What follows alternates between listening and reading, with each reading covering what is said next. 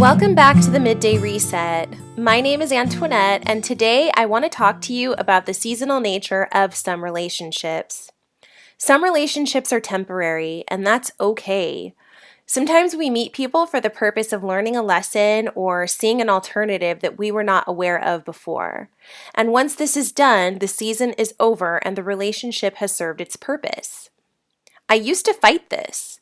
I used to think that if someone came into my life, it was because I needed them or they needed me, and that I should work to make sure that they stuck around forever and ever. But as I spoke of a little in the episode I did about friendship, this isn't always a good practice, especially if you find yourself struggling to hang on to a relationship that no longer serves you. If a relationship is one-sided and you are the only one giving, the only one watering it, the only one putting in effort, that's a waste of energy. You are intentionally holding yourself back from progress, even if you don't feel like you are. Fear can do this to us.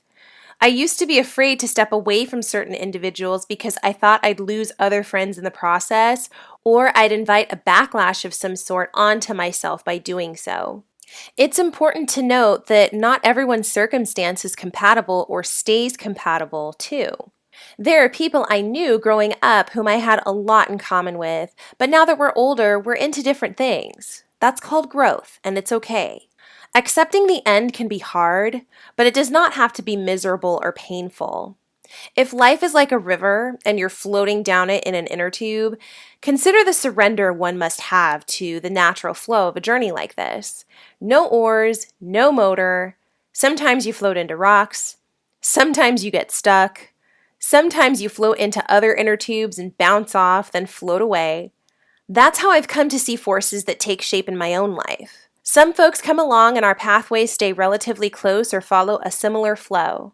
Others, it's more temporary. And just like with tubing, trying to struggle and flop around to move in a direction opposite of the flow and pathway your current is guiding you along can result in wasted energy, possibly an injury, or you could even fall out of your tube and be stranded for a bit. Think about what this looks like in real-world terms. You are derailing yourself from your own progress, all for the purpose of trying to stay attached to someone else. This is not the way to go forward. You can honor the beauty of what you had with that person, but also honor yourself in knowing it's time to move on. And because none of us can predict the future, there's no telling if your relationship is actually coming to an end or if it's just coming to a pause. What I'm trying to get at is that the universe has this all mapped out for you based on your intentions and desires, so let it direct the path.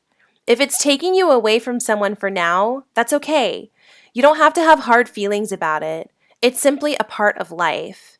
I've learned that it's a lot easier to go with the flow than to fight circumstance. As you journey through your own life, I encourage you to always do an assessment of the relationships you have. And this is for all relationships, with your family, your colleagues, your friends, your lovers.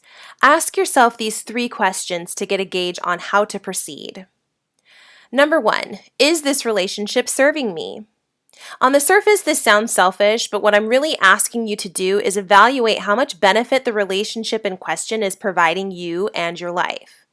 If it's someone who supports you, encourages you, gives you space to be yourself, loves you through your mistakes, then I'd say the relationship serves you pretty well. Number 2, what is this relationship costing me? The investments we make in relationships show up in much more than just receipts and dollars spent. How much time are you putting in? How much effort is expended? What emotional expense does this relationship require? If you're feeling judged, misunderstood, unrecognized, or uncomfortable, it sounds like the relationship might be costing you a lot. But on the other hand, if you feel welcomed, loved, appreciated, uplifted, and at peace in the relationship, I would say it's equitable. Lastly, ask yourself what would change for you if the relationship suddenly were not there. How would your life be impacted? Would you feel loss or freedom? Would you feel remorse or relief?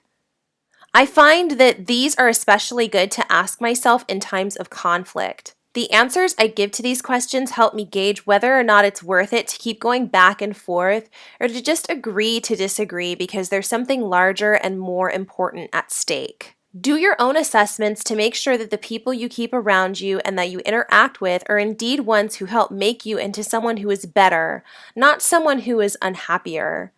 The relationships that stress you out or make you tired take away from your overall purpose. They serve to weigh you and your inner tube down as you try to keep up with the flow that life is offering you, and it's okay to cut them loose. I'd love to hear more about how you regard friendship and other relationships and whether or not you do your own assessments from time to time. I'd also love to know if you've experienced any periods of pause where maybe you had someone in your life for a time, then you didn't, but then they came back in some new capacity. You can write to me at themdrpodcast@gmail.com, and please also follow me on Instagram at the Midday Reset. You can tag me, you can @ me. I'd love to hear from you. Take care, my friends, and I will see you next time.